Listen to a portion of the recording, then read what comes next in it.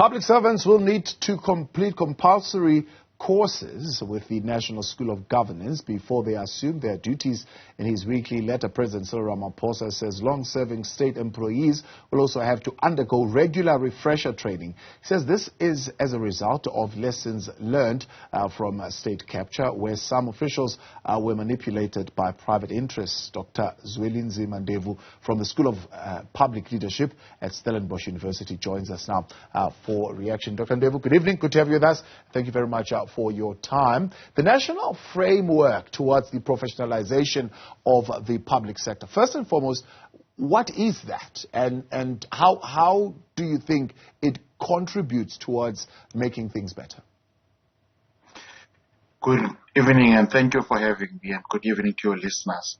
I think this is a long overdue. The professionalization framework, it is a framework that determines what are the entry qualifications that are required for a person who works in the public sector at any level, starting with person who joins the public sector freshly from university or from college, or even with just a matric.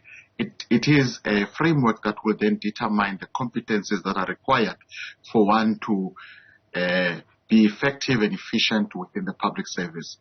This is a norm in other countries. In other countries, you don't join the public service without having certain prerequisite qualification and skills. So I think it will make a huge difference in terms of service delivery, in terms of making the government effective and efficient. I think we must congratulate government, the resilience of Cyril Ramaphosa in this case, to ensure that this is realized. How do you think it will get over this particular hurdle as far as implementing these clear requirements for recruitment and selection processes? The one hurdle is the hurdle of labor, right? COSATU being, of course, in an alliance with the ANC. They would find, of course, some challenges with that particular aspect of it, mandatory induction for new public servants, as well as this management of performances. We currently have what we call induction, but this induction is not coordinated in such a way or in the way that this framework proposes.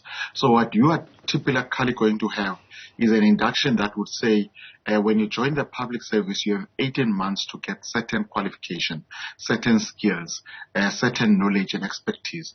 I think it is in the best interest of labor as well for sustainability to also support this particular initiative.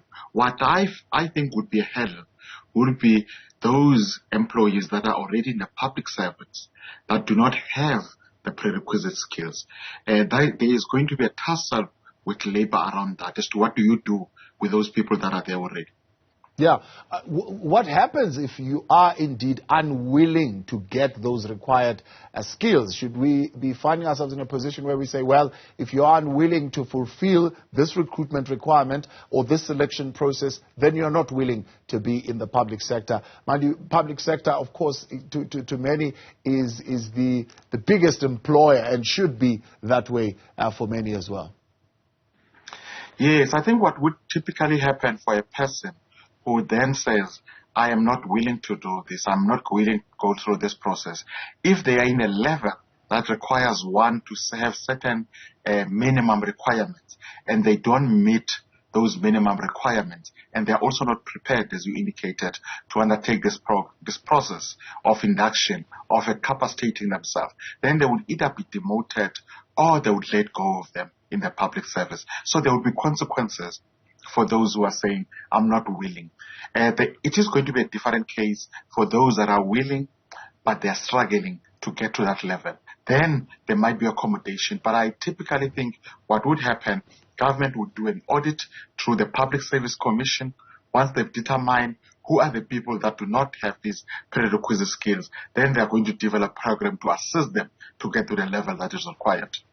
So the president envisages that this framework is also going to protect the accounting officers, the DGs, from doing unlawful things that politicians want to make them do. How exactly is that factored into this framework?